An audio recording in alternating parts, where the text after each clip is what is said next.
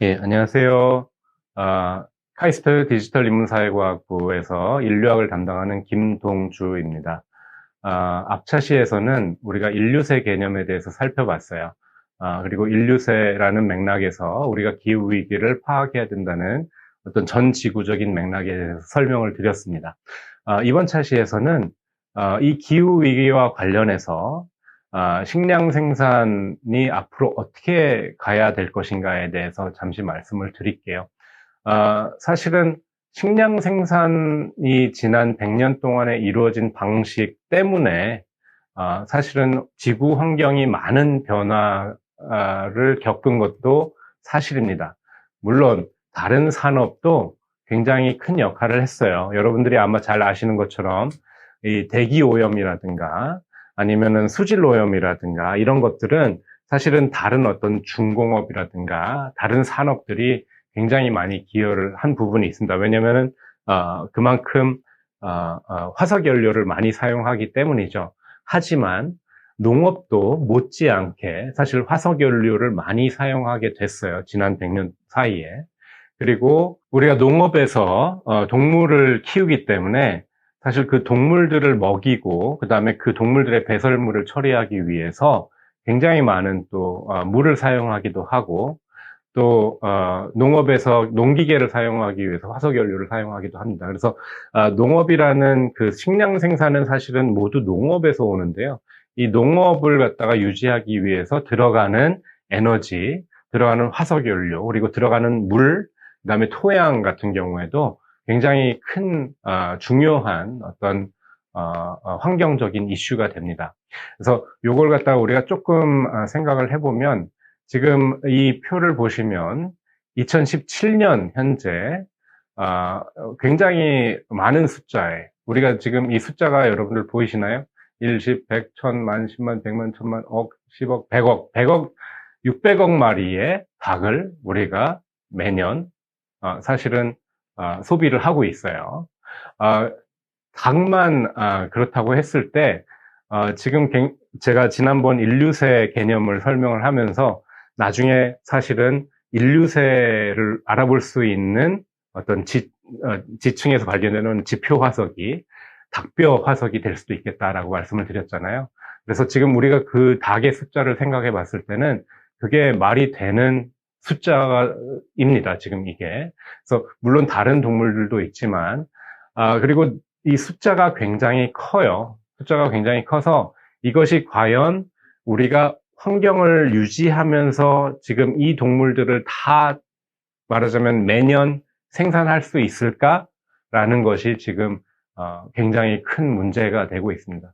이게 지금 전 세계적으로 사실은 많은 고민이 되는 부분이고 우리나라에서는 아직 사실은 그렇게 큰 이슈가 되지는 않았는데 지금 유럽이라든가 북아메리카라든가 남아메리카라든가 훨씬 더 큰 규모의 농업이 이루어지고 있는 나라들에서는 굉장히 중요한 정치적인 또는 외교적인 문제가 되고 있어요. 왜냐하면 전 지구적으로 농산물은 이제 교역이 이루어지고 있습니다. 우리나라도 많은 양의 닭을 수입하기도 하고 여러분들이 시켜 먹는 치킨도 사실은 국내산 닭도 있지만 브라질산 닭도 있고요. 태국산 닭도 있고요. 다른 나라에서 온 돼지고기도 많이 있습니다. 그래서 그런 것들을 우리가 생각을 해봤을 때 이 닭들을 키우는데 돼지들을 키우는데 많은 자원이 들어가고 그다음에 이것이 환경에 영향을 주고 또다시 말하자면 멀리서 닭을 수입해 올 때 이제 운송을 하기 때문에 사실 탄소 발자국도 커지고 또 그렇기 때문에 다시 환경에 영향을 주는 그런 측면들이 있습니다. 그래서 이거를 우리가 조금 약간 생각을 해봐야 돼요. 검토를 해봐야 됩니다. 외국에서는 바로 이러한 점 때문에 채식을 선택하는 사람들까지 생겨나고 있어요. 여러분들 아마 SNS를 통해서 채식을 선택하는 어떤 그런 트렌드에 대해서 아마 보셨을 것 같습니다. 바로 그런 이유 때문에 채식을 선택하는 사람들이 우리나라에서도 조금씩 늘고 있다고 요새 파악이 되고 있어요. 이 역사가 이 고기를 많이 소비하는 이 역사가 사실은 약 100년 전쯤으로 거슬러 올라갑니다. 우리가 이것을 살펴보는 걸 기준으로 삼는 게 보통은 어디냐면, 이게 닭보다는 지금 이제 소고기, 그러니까 소를 굉장히 많이 키우기 시작한 것이 이제 약 100년 전이에요. 요게 어디냐면, 여러분들이 잘 아마 들어봤을 미국의 시카고라는 도시입니다. 미국의 시카고는 19세기 말 20세기 초에는 뭘로 유명했느냐면, 바로 이 고기를, 그러니까 포장육이라는 것이 가장 먼저 생산된 곳이 이 시카고입니다. 이 시카고에는 당시에 미국 중부 여러 지역에서 키워지는 소들이 이렇게 다 모였어요. 지금 여기 보이는 이 사진이 바로 소들이 도살되기 전에 대기하는 어떤 사육장이 되겠습니다. 이게 규모가 굉장히 컸어요. 요 안으로 말하자면 기차가 들어가서 기차에서 소들을 내려가지고 여기에 대기를 시키는 어떤 그런 시스템이었습니다. 그래서 이 전경을 보여주는 어떤 그림인데요. 요게 말하자면은 생기면서 미국은 모든 사람들이, 그러니까 노동자 계급까지도, 그러니까 말하자면 중산층까지도 말하자면 매일 고기를 먹을 수 있는 어떤 그런 복지 수준을 갖추겠다라는 어떤 그런 포부를 가지고 요 포장육 산업이 이제 시작이 된 겁니다.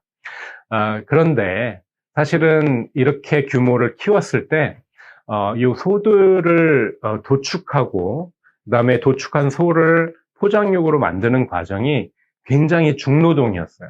중노동이었기 때문에 일반 사람들은 포장육 공장에서 일하기를 원하지 않았어요. 이게 굉장히 위험한 작업이기도 하고, 왜냐면은 소라는 것이 굉장히 커서 요거를 갖다가 자르고 분해하고 해체하고 말하자면 다듬고 이런 것이 굉장히 위험한 작업이었고, 톱이나 굉장히 날카로운 칼을 사용하는 작업이었고, 사실은 산업재해도 좀 많이 나는, 사고도 많이 나는 어떤 그런 세팅이었기 때문에 이때 당시에 동유럽에서 온 가난한 이민자들이 이 공장들에서 일을 하기 시작합니다.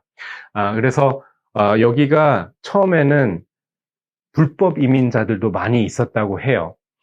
그래서 복지도 굉장히 안 좋고 사실은 다치기도 많이 하고 굉장히 말하자면 싼 가격에 일을 하는 사람들이 이렇게 모이는 장소였는데, 이게 시간이 지나면서 조금씩 복지가 좋아지고 노조가 결성이 되면서 이 사람들의 복지가 좀 더 좋아졌다고 합니다. 그런데 사실 우리가 지금 이 100년 전의 상황을 지금의 상황이랑 비교해 봤을 때, 지금 보시는 사진 같은 경우에는 미국 서부에 있는, 현재 미국 서부에 있는 말하자면 도축장이에요.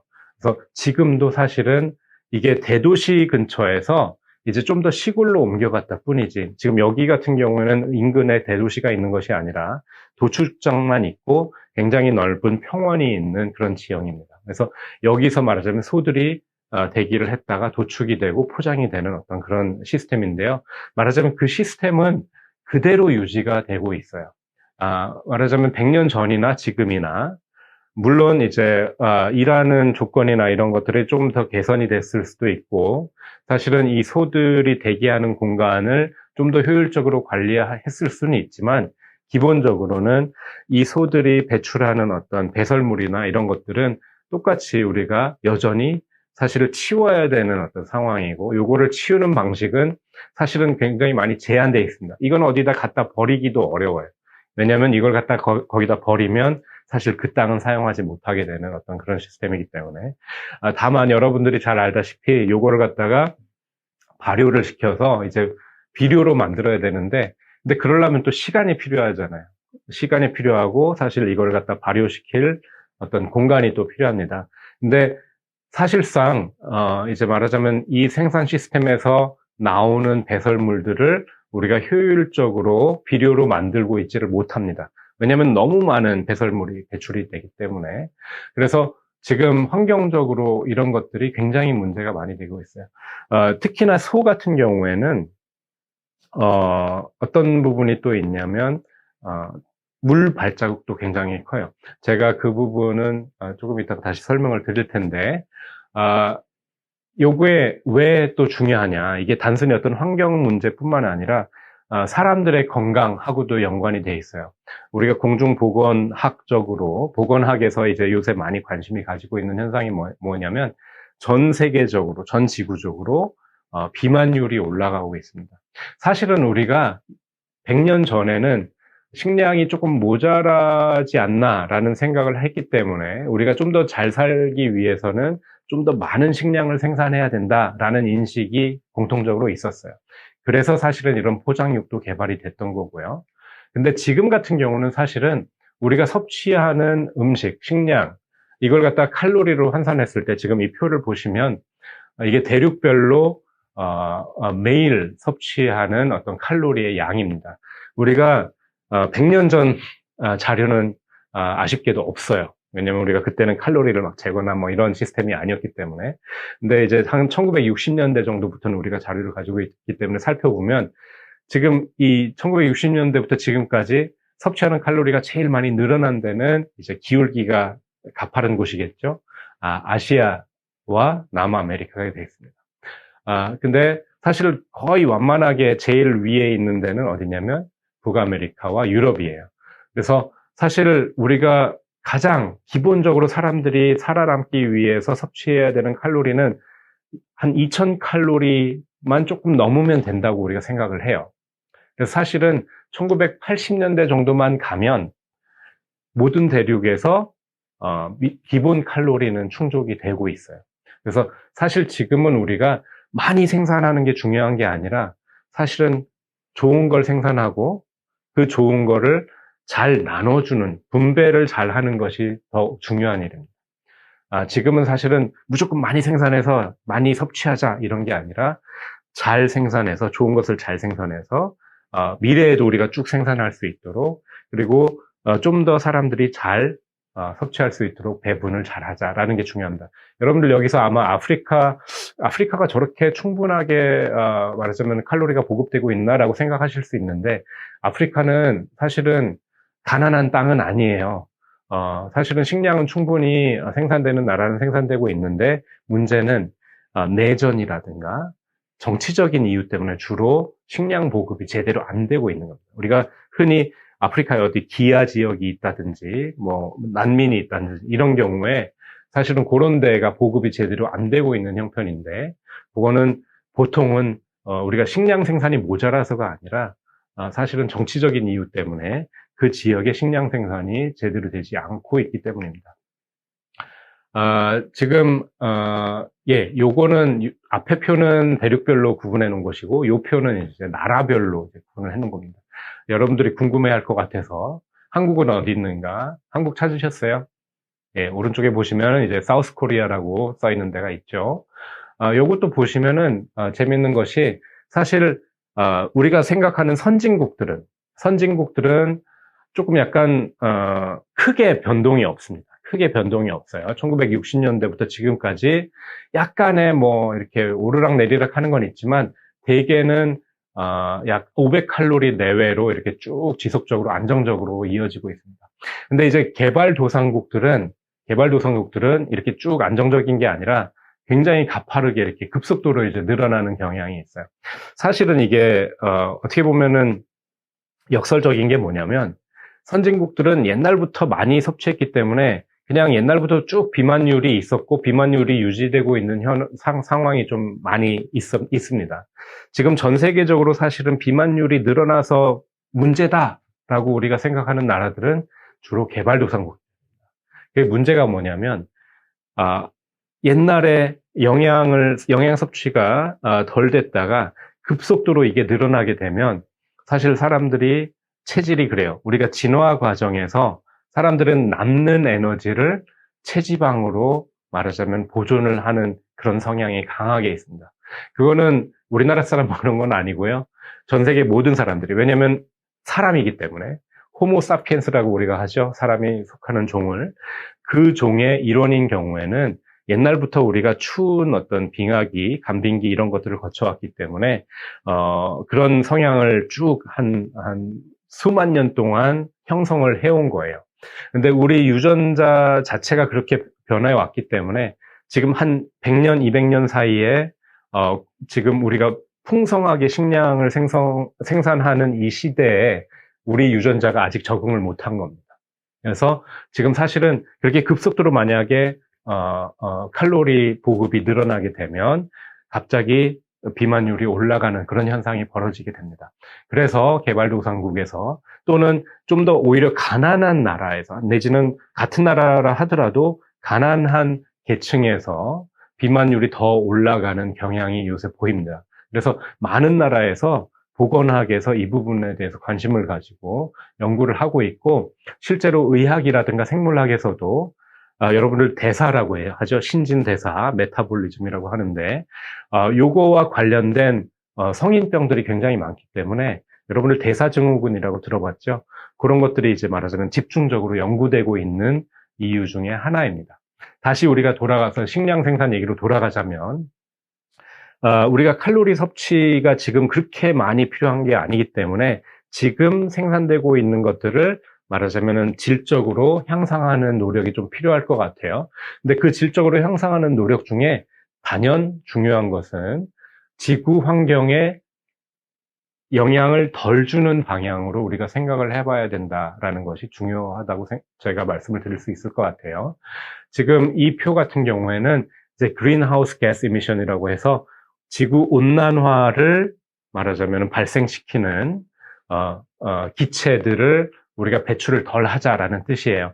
그래서 이산화탄소와 더불어 농업에서 많이 발생하는 이제 메탄가스를 많이 합니다. 그래서 제일 위에 아마 보이시는 게 이제 소고기일 거예요. 소고기는 사실은 이제 소는 사실은 아무 죄가 없는데 소는 원래 그렇게 생겼어요. 여러분들 알죠? 소는 반추동물이에요. 원래 풀을 먹고 그걸 다시 되새김질을 해서 풀을 효율적으로 소화를 시켜가지고 이제 자기 몸을 유지하는 그런 동물인데 이 되새김질하는 과정에서 굉장히 많은 메탄가스가 발생을 합니다. 그게 이제 그 섬유질을 소화를 시키기 위해서 이제 그런 건데 우리가 소고기를 좋아하긴 하지만 그리고 뭐 소의 잘못은 아니지만 결과적으로 봤을 때 우리가 소를 많이 키우게 되면 사실은 온난화를 더 가속시키는 결과가 됩니다.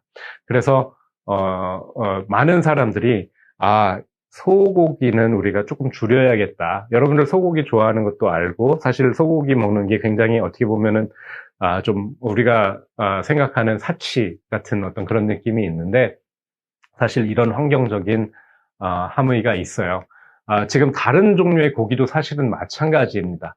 여러분들 이 표를 보시면 약 500g 정도의 지금 작물, 지금 맨 앞에 있는 게 이제 보리, 그 다음에 밀, 그 다음에 이제 수수, 그 다음에 조 이런 종류인데 요 곡류 같은 경우는 500g 정도를 생산하기 위해서 약 650리터의 물이 필요하다고 해요.